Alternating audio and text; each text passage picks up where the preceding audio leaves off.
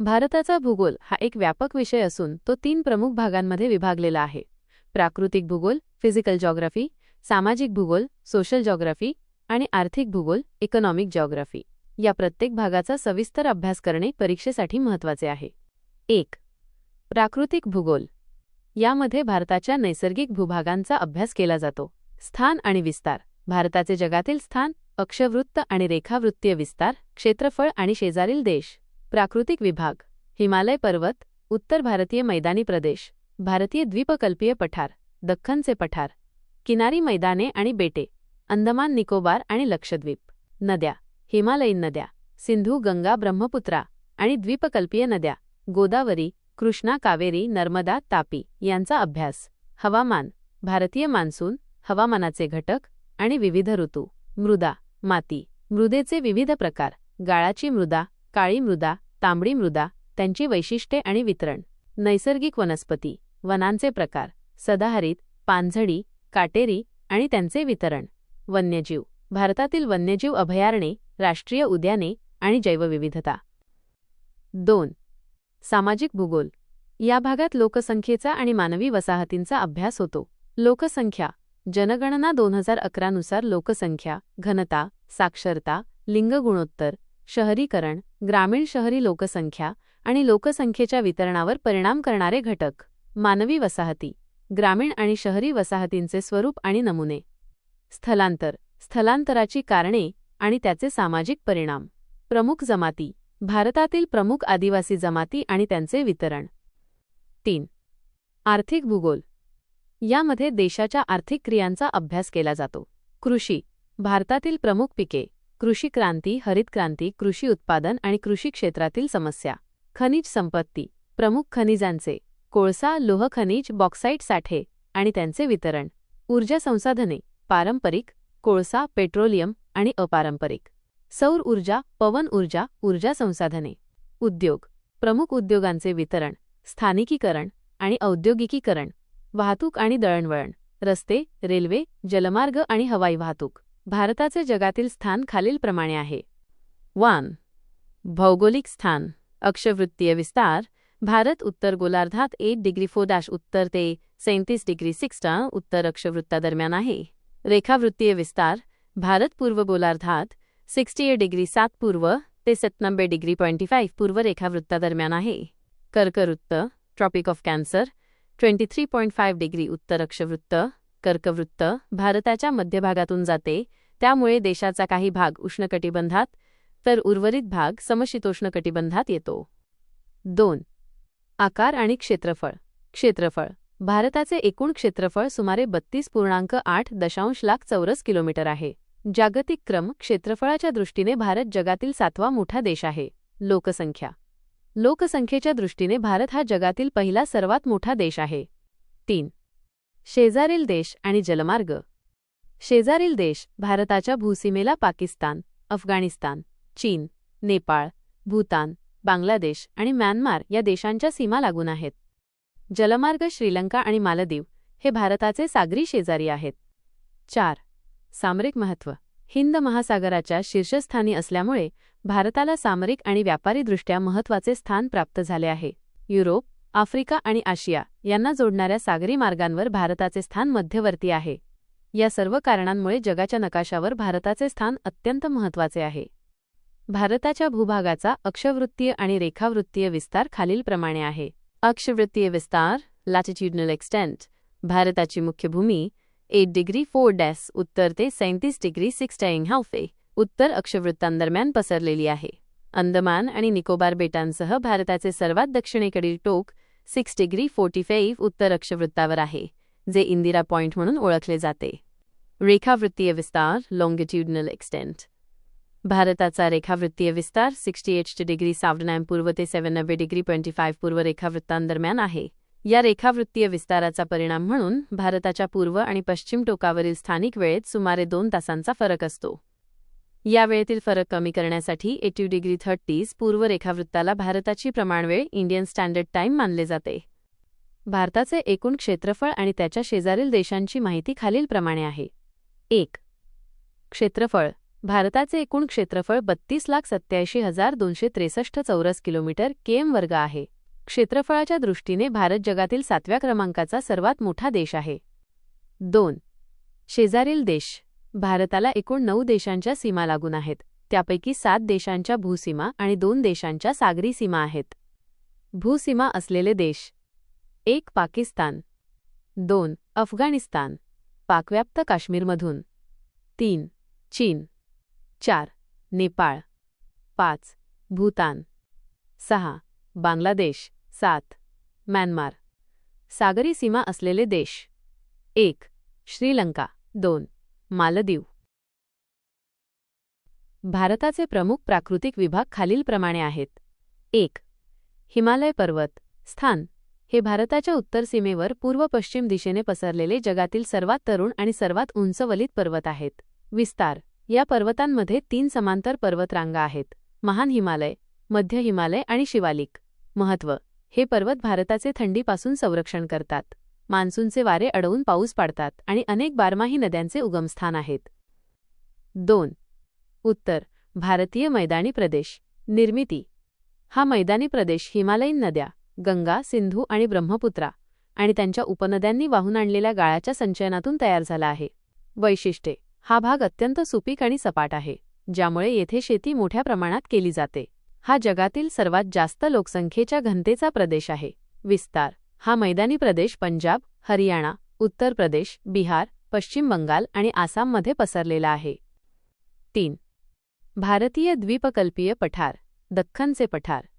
स्थान आणि वैशिष्ट्ये: हा भारताचा सर्वात जुना आणि स्थिर भूभाग आहे. तो त्रिकोणी आकाराचा असून त्याच्या सभोवताली टेकड्या आणि पर्वतरांगा आहेत. पर्वतरांगा या पठाराच्या उत्तर बाजूला विंध्य आणि सातपुडा पर्वतरांगा आहेत, तर पश्चिमेला पश्चिम घाट, सह्याद्री आणि पूर्वेला पूर्व घाट आहेत. नद्या: या पठारावरील नद्या उदा, गोदावरी, कृष्णा, कावेरी हंगामी आहेत आणि पूर्ववाहिनी आहेत. खनिज संपत्ती: हे पठार खनिज संपत्तीचे मोठे भांडार आहे. 4. किनारी मैदाने. स्थान: ही मैदाने द्वीपकल्पीय पठाराच्या पूर्व आणि पश्चिम बाजूला आहेत. पश्चिम किनारी मैदान हे अरुंद मैदान असून त्यात नर्मदा आणि तापीसारख्या नद्यांचा समावेश होतो. पूर्व किनारी मैदान हे तुलनेने रुंद आणि सपाट आहे, ज्यात महानदी, गोदावरी, कृष्णा आणि कावेरी नद्यांनी तयार केलेली मोठी डेल्टा आहेत. 5. बेटे. अंदमान आणि निकोबार बेटे ही बंगालच्या उपसागरात स्थित असून भौगोलिकदृष्ट्या ही बेटांची साखळी पर्वताचा पाण्याखालील विस्तार आहे. लक्षद्वीप बेटे ही अरबी समुद्रात स्थित असून त्यांचा आकार लहान आहे आणि ती प्रवाळ बेटांपासून कोरल आयलँड्स तयार झाली आहेत. 1 आहे. ही पर्वतरांग भारतीय उपखंडातील एक महत्त्वाची प्राकृतिक रचना असून तिचे भौगोलिक आणि पर्यावरणीय महत्त्व अनन्यसाधारण आहे. 1. भौगोलिक स्थान आणि विस्तार. स्थान: अरावली पर्वतरांग भारताच्या पश्चिम भागात नैऋत्येकडून ईशान्येकडे पसरलेली आहे. विस्तार: ही पर्वतरांग सुमारे 800 किलोमीटर लांबीची असून ती दिल्लीजवळून सुरू होऊन हरियाणा, राजस्थान आणि गुजरात राज्यापर्यंत विस्तारलेली आहे.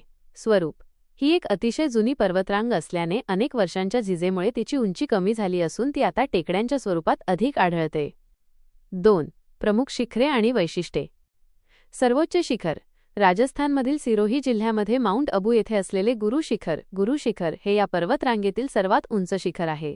त्याची उंची 1722 मीटर 5650 फूट आहे. नद्यांचे उगमस्थान: बनास, लुनी आणि साबरमती यांसारख्या महत्त्वाच्या नद्यांचा उगम अरावली पर्वतरांगेत होतो. 3. पर्यावरणीय महत्त्व. थार वाळवंटाचे नैसर्गिक संरक्षण. ही पर्वतरांग थार वाळवंटाच्या पूर्वेकडील विस्तारास अडथळा निर्माण करते, ज्यामुळे राजस्थानच्या पूर्वेकडील भागात वाळवंटीकरण रोखले जाते. हवामानावर परिणाम: मान्सूनच्या काळात बंगालच्या उपसागराकडून येणाऱ्या वाऱ्यांना ही पर्वतरांग अडवते, ज्यामुळे पूर्वेकडील भागांमध्ये पाऊस पडतो. एमपीएससी आयोगाने विचारलेले प्रश्न मागील काही वर्षांत. एमपीएससी आयोगाने अरावली पर्वतरांगेवर खालील प्रकारचे प्रश्न विचारले आहेत, जे या विषयाच्या तयारीसाठी महत्त्वाचे आहेत. प्रश्न 1. प्रश्न: जगातील सर्वात जुन्या वलित पर्वतरांगांपैकी एक म्हणून कोणत्या पर्वतरांगेला ओळखले जाते? उत्तर: अरावली पर्वतरांग. या प्रश्नाचा उद्देश अरावलीच्या भूगर्भीय वयाबद्दल माहिती तपासणे आहे. प्रश्न 2. प्रश्न: अरावली पर्वतरांगेतील सर्वोच्च शिखर कोणते आहे? उत्तर: गुरु शिखर. हा प्रश्न थेट तथ्यावर आधारित आहे आणि सामान्यतः वारंवार विचारला जातो. प्रश्न 3. प्रश्न: खालीलपैकी कोणती नदी अरावली पर्वतरांगेतून उगम पावते? उत्तर बनास, लुनी किंवा साबरमती. पर्यायांवर अवलंबून उत्तर बदलते, पण या नद्यांची नावे लक्षात ठेवणे महत्त्वाचे आहे. प्रश्न 4. प्रश्न: अरावली पर्वतरांग कोणत्या राज्यांमध्ये विस्तारलेली आहे? उत्तर दिल्ली, हरियाणा, राजस्थान आणि गुजरात. हा प्रश्न पर्वतरांगेच्या भौगोलिक विस्ताराबद्दल आहे. विंध्य पर्वतरांग ही भारताच्या मध्य भागातील एक महत्त्वाची पर्वतरांग आहे. ती उत्तर भारताला दक्षिण भारतापासून वेगळी करते. भौगोलिक स्थान आणि विस्तार. स्थान: विंध्य पर्वतरांग भारताच्या मध्यभागी असून ती गुजरातपासून सुरू होऊन मध्य प्रदेश, उत्तर प्रदेश आणि बिहारपर्यंत पसरलेली आहे. स्वरूप: ही एक जुनी पर्वतरांग असून तिची उंची जास्त नाही. ती पूर्व-पश्चिम दिशेने सुमारे 1086 किलोमीटर लांब आहे. महत्त्व: ही पर्वतरांग भारतातील मुख्य जलविभाजक वॉटर डिवाइड म्हणून काम करते, कारण ती उत्तर भारतातून दक्षिण भारतात जाणाऱ्या नद्यांना वेगळे करते. प्रमुख वैशिष्ट्ये. उंची: विंध्य पर्वताची सरासरी उंची 300 ते 650 मीटरच्या दरम्यान आहे. नद्या: नर्मदा नदी विंध्य पर्वताच्या दक्षिणेकडील भागातून एका दरीतून वाहते, तर चंबळ, बेतवा आणि केन या नद्यांचा उगम विंध्य पर्वताच्या उत्तर उतारावर होतो आणि त्या उत्तरेकडे यमुना नदीला मिळतात. महत्त्व. सांस्कृतिक आणि ऐतिहासिक. विंध्य पर्वतरांगेला भारताच्या इतिहासात आणि संस्कृतीमध्ये एक महत्त्वाचे स्थान आहे. अनेक प्राचीन संस्कृतींचा विकास या पर्वतांच्या परिसरात झाला. वनसंपदा: येथे घनदाट जंगले असून ती विविध प्रकारच्या वनस्पती आणि वन्यजीवांसाठी एक उत्तम अधिवास आहे. विंध्य पर्वतरांग ही भारताच्या मध्य भागातील एक महत्त्वाची पर्वतरांग आहे. या पर्वतरांगेचे भौगोलिक आणि ऐतिहासिक महत्त्व खूप मोठे आहे. MPSC आयोगाने मागील काही वर्षांमध्ये विंध्य पर्वतरांगेवर विचारलेले काही महत्त्वाचे प्रश्न आणि त्यांची उत्तरे खालीलप्रमाणे आहेत. विंध्य पर्वतरांग. महत्त्वाचे मुद्दे. स्थान: विंध्य पर्वतरांग भारताच्या मध्यभागी असून ती उत्तर भारताला दक्षिण भारतापासून वेगळी करते. विस्तार: ही पर्वतरांग गुजरातपासून सुरू होऊन मध्य प्रदेश, उत्तर प्रदेश आणि बिहारपर्यंत पसरलेली आहे. स्वरूप: विंध्य ही एक जुनी आणि खंडित पर्वतरांग असून तिची उंची जास्त नाही. जलविभाजक: ही पर्वतरांग उत्तर भारतातील आणि द्वीपकल्पीय भारतातील नद्यांना वेगळे करते. उदा. चंबळ, बेतवा आणि केन या नद्या उत्तरेकडे वाहतात, तर नर्मदा नदी दक्षिणेकडे वाहते. MPSC आयोगाने विचारलेले प्रश्न आणि उत्तरे. प्रश्न 1. खालीलपैकी कोणती पर्वतरांग उत्तर भारताला दक्षिण भारतापासून वेगळी करते? उत्तर विंध्य पर्वतरांग. स्पष्टीकरण: विंध्य पर्वतरांग ही नर्मदा नदीच्या खोऱ्याच्या उत्तरेस असून ती सांस्कृतिक आणि भौगोलिकदृष्ट्या उत्तर आणि दक्षिण भारताची सीमा मानली जाते. प्रश्न 2. नर्मदा नदी कोणत्या दोन पर्वतरांगांच्या दरम्यानच्या दरीतून वाहते?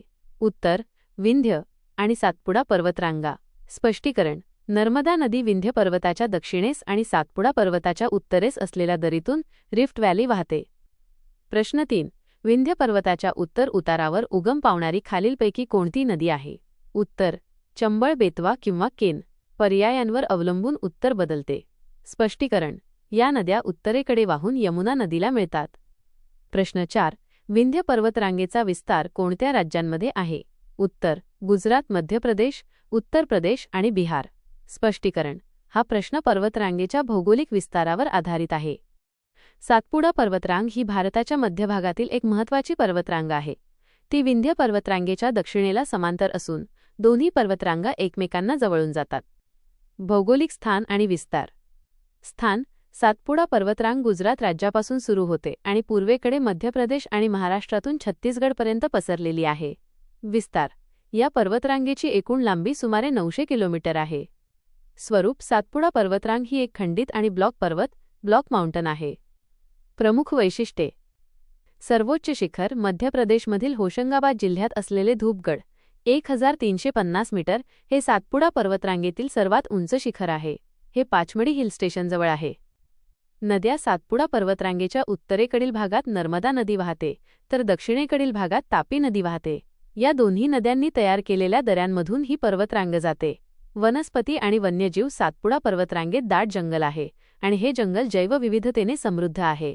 येथे सातपुडा राष्ट्रीय उद्यान आणि सातपुडा व्याघ्र प्रकल्प, सातपुडा टायगर रिझर्व्ह सारखे महत्त्वपूर्ण संरक्षित क्षेत्र आहेत. महत्त्व. जलविभाजक सातपुडा पर्वतरांग तापी आणि नर्मदा नद्यांच्या खोऱ्यांना वेगळे करते, त्यामुळे ती एक महत्त्वाचा जलविभाजक आहे. नैसर्गिक संरक्षण या पर्वतरांगेतील घनदाट जंगलांमुळे येथील पर्यावरण संतुलित राहण्यास मदत होते. पर्यटन पंचमढीसारख्या थंड हवेच्या ठिकाणांमुळे सातपुडा पर्वतरांग पर्यटकांना आकर्षित करते. सातपुडा पर्वतरांग ही भारताच्या मध्य भागातील एक महत्त्वाची पर्वतरांग आहे. या पर्वतरांगेचे भौगोलिक आणि पर्यावरणीय महत्त्व खूप मोठे आहे. एमपीएससी आयोगाने मागील काही वर्षांमध्ये सातपुडा पर्वतरांगेवर विचारलेले काही महत्त्वाचे प्रश्न आणि त्यांची उत्तरे खालीलप्रमाणे आहेत. सातपुडा पर्वतरांग महत्त्वाचे मुद्दे. स्थान सातपुडा पर्वतरांग विंध्य पर्वताच्या दक्षिणेला समांतर आहे. विस्तार ही पर्वतरांग गुजरातपासून सुरू होऊन मध्य प्रदेश महाराष्ट्रातून छत्तीसगडपर्यंत पसरलेली आहे. स्वरूप सातपुडा ही एक खंडित आणि ब्लॉक माउंटेन आहे. सर्वोच्च शिखर मध्य प्रदेशमधील धूपगड 1350 मीटर.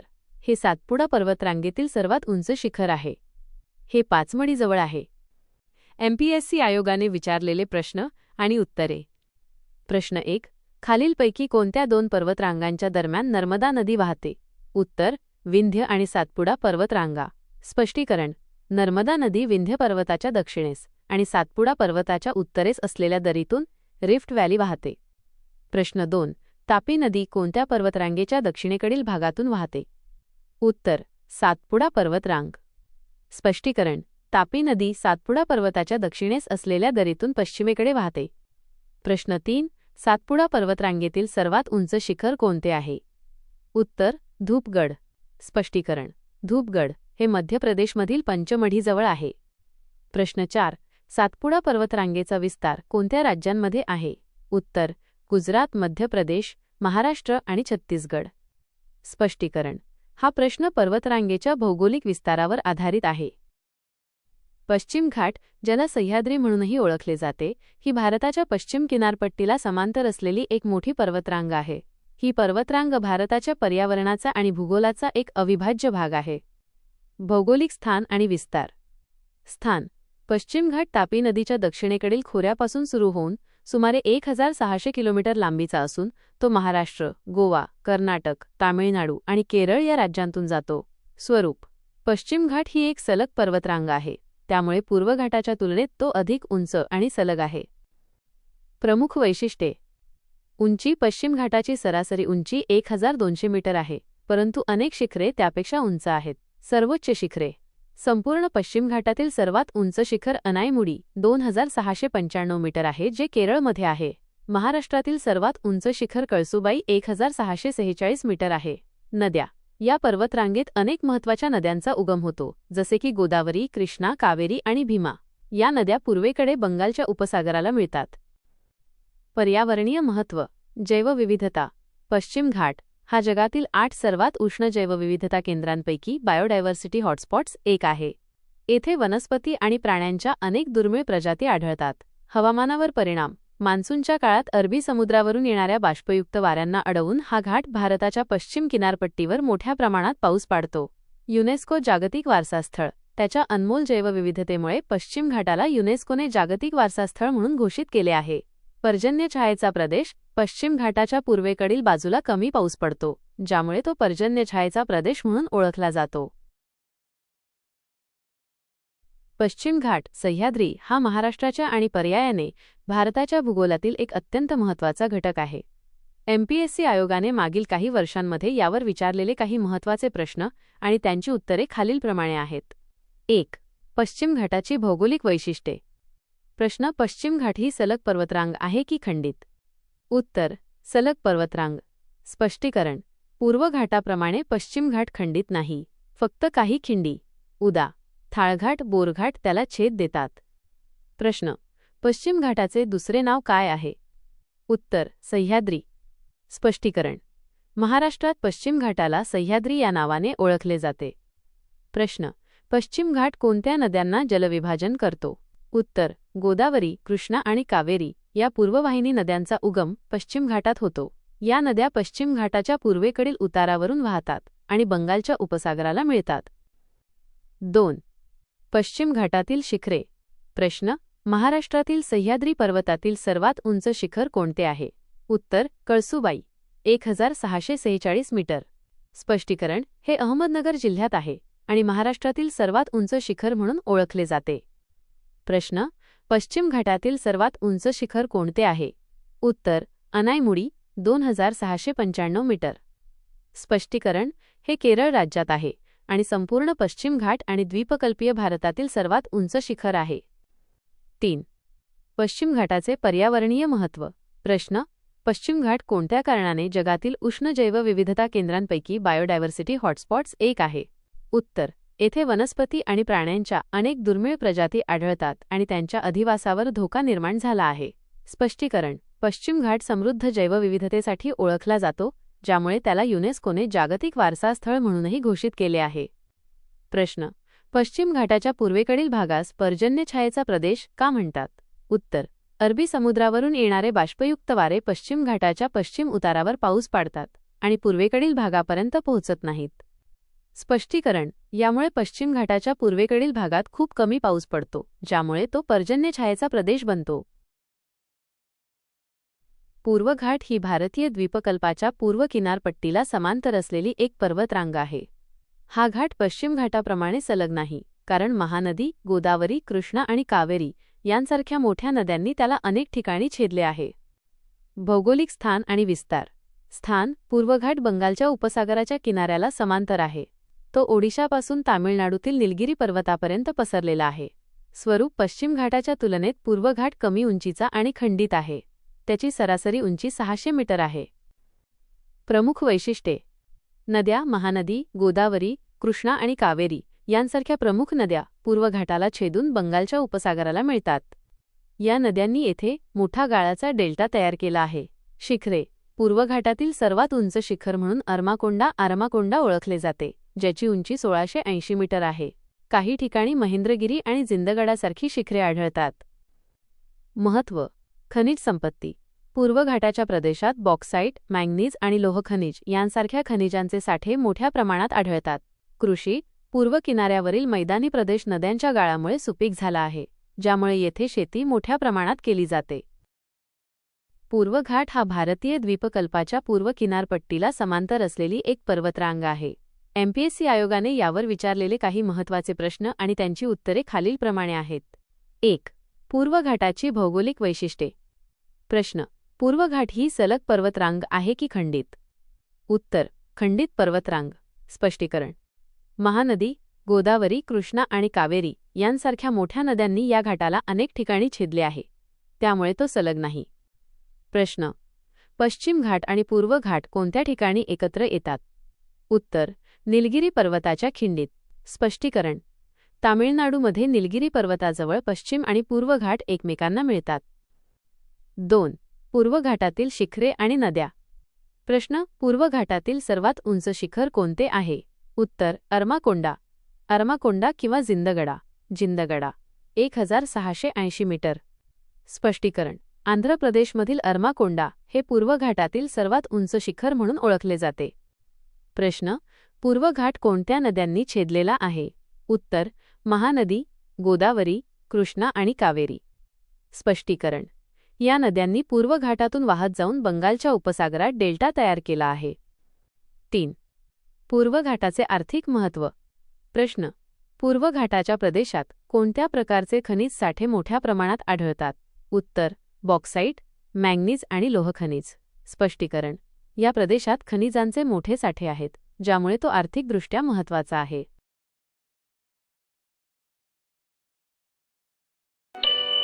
चा उगम हिमालयात होतो, त्यामुळे त्या वर्षभर वाहणाऱ्या बारमाही नद्या आहेत. या नद्यांमुळेच उत्तर भारतातील सुपीक मैदानी प्रदेश तयार झाला आहे. 1. सिंधू नदी प्रणाली. उगम. सिंधू नदीचा उगम तिबेटमधील मानसरोवर जवळ होतो. प्रवाह. ही नदी भारतातून जम्मू काश्मीर आणि लडाखमधून वाहते आणि नंतर पाकिस्तानात प्रवेश करते. उपनद्या. तिच्या प्रमुख उपनद्यांमध्ये सतलज, रावी, बियास, चिनाब आणि झेलम यांचा समावेश होतो. 2. गंगा नदी प्रणाली. उगम. गंगा नदीचा उगम उत्तराखंडमधील गंगोत्री हिमनदीतून होतो. प्रवाह. ही भारतातील सर्वात लांब नदी असून ती उत्तराखंड, उत्तर प्रदेश, बिहार, झारखंड आणि पश्चिम बंगालमधून वाहते. उपनद्या. यमुना, घागरा, गंडक, कोसी आणि सोन या तिच्या प्रमुख उपनद्या आहेत. डेल्टा. गंगा आणि ब्रह्मपुत्रा नद्या मिळून जगातील सर्वात मोठा त्रिभुज प्रदेश गंगा ब्रह्मपुत्रा डेल्टा तयार करतात. 3. ब्रह्मपुत्रा नदी प्रणाली. ब्रह्मपुत्रा नदीचा उगम तिबेटमधील मानसरोवर जवळ होतो. प्रवाह तिबेटमध्ये तिला यारलुंग चांगपो या नावाने ओळखले जाते. ही अरुणाचल प्रदेशमधून भारतात प्रवेश करते आणि आसाममधून वाहते. वैशिष्ट्ये: ही भारतातील सर्वात मोठ्या आणि रुंद नद्यांपैकी एक आहे. 2. द्वीपकल्पीय नद्या. या नद्यांचा उगम द्वीपकल्पीय पठारावर होतो आणि त्या पावसावर अवलंबून असतात, त्यामुळे त्या हंगामी नॉन पेरेनियल आहेत. या नद्यांना 2 भागांमध्ये विभागले जाते.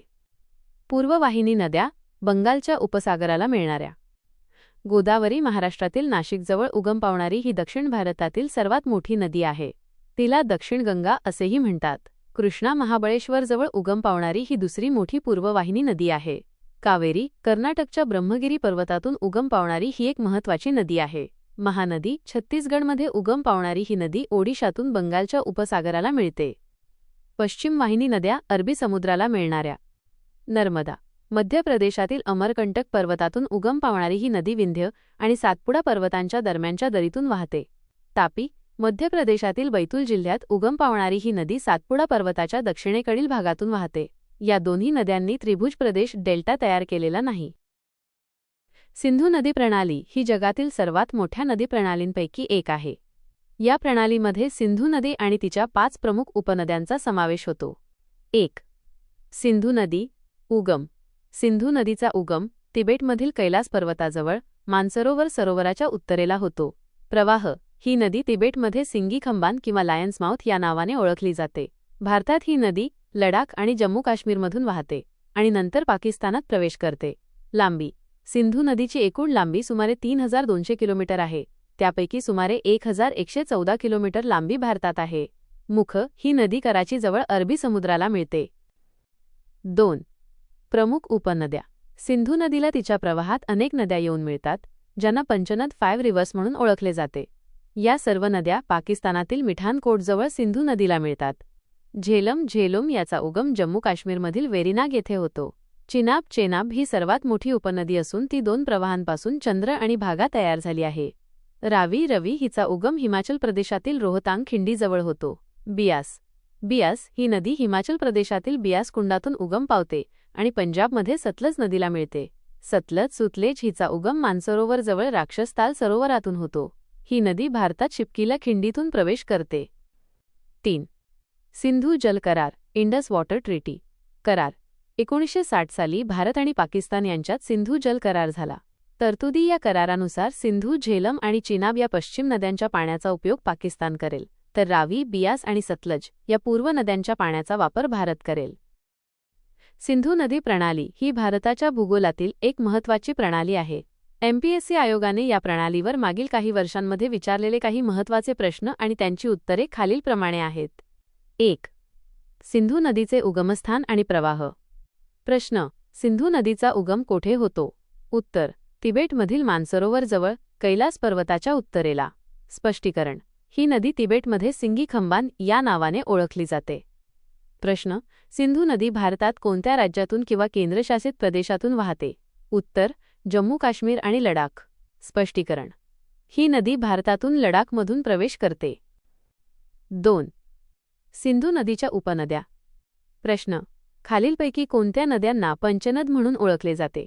उत्तर: सतलज, रावी, बियास, चिनाब आणि झेलम.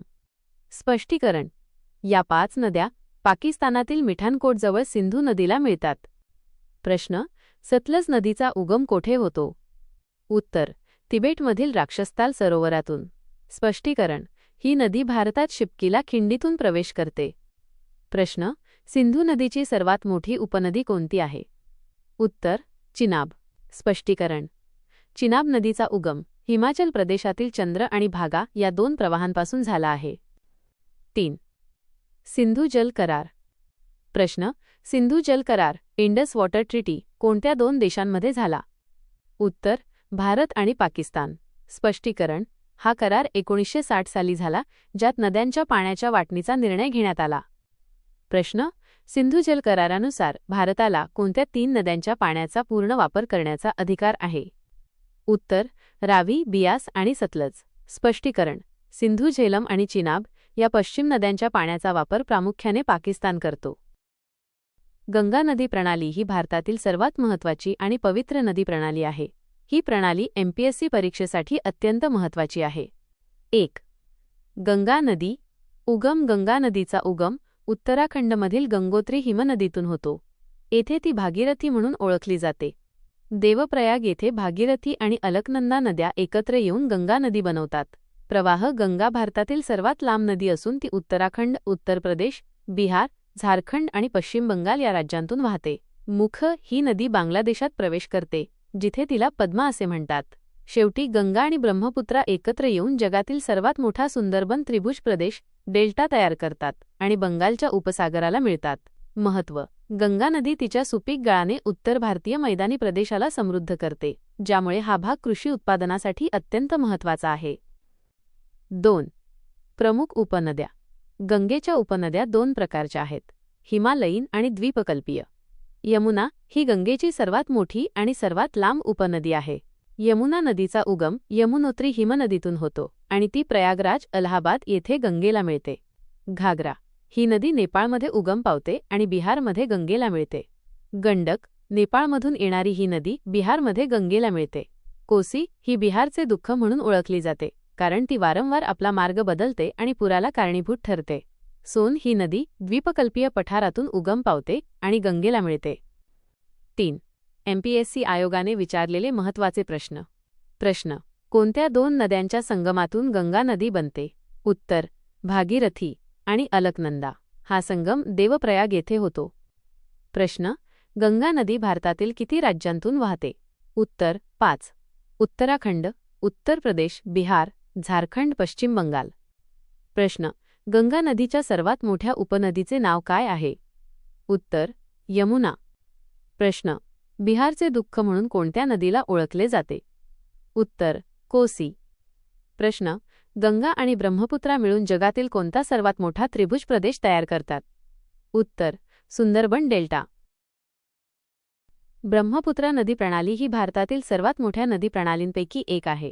ही प्रणाली एमपीएससी परीक्षेसाठी महत्त्वाची आहे, कारण तिचा भौगोलिक आणि पर्यावरणीय प्रभाव ईशान्य भारतावर मोठ्या प्रमाणावर आहे. 1. ब्रह्मपुत्रा नदी. उगम. ब्रह्मपुत्रा नदीचा उगम तिबेटमधील कैलास पर्वताजवळ मानसरोवर सरोवराच्या पूर्वेकडील चेमायुंगडुंग हिमनदीतून होतो. नावे. तिबेटमध्ये तिला यारलुंग चांगपो या नावाने ओळखले जाते. अरुणाचल प्रदेशात ती भारतात प्रवेश केल्यावर तिला दिहांग असे म्हणतात. आसाममध्ये ती ब्रह्मपुत्रा म्हणून ओळखली जाते. प्रवाह. भारतात ही नदी अरुणाचल प्रदेश आणि आसाम या राज्यांतून वाहते. त्यानंतर ती बांगलादेशात प्रवेश करते, जिथे तिला जमुना असे म्हणतात. शेवटी जमुना आणि पद्मा, गंगा नदी एकत्र येऊन मेघना म्हणून बंगालच्या उपसागराला मिळतात. वैशिष्ट्ये. ब्रह्मपुत्रा ही भारतातील सर्वात मोठ्या आणि रुंद नद्यांपैकी एक आहे. तिच्या प्रवाहात अनेक नदी बेटे, रिव्हरीन आयलँड्स आहेत, जसे की माजुली बेट, जे जगातील सर्वात मोठे नदी बेट आहे. 2. प्रमुख उपनद्या. दिबांग आणि लोहित या 2 प्रमुख उपनद्या अरुणाचल प्रदेशात ब्रह्मपुत्रा नदीला मिळतात. शुभनसिरी ही आसाममधील एक महत्त्वाची उपनदी आहे. मानस आणि तिस्ता या 2 नद्यांचा उगम भूतान आणि सिक्कीममध्ये होतो आणि त्या ब्रह्मपुत्रेला मिळतात. 3. एमपीएससी आयोगाने विचारलेले महत्त्वाचे प्रश्न. प्रश्न. ब्रह्मपुत्रा नदीचा उगम कोठे होतो? उत्तर.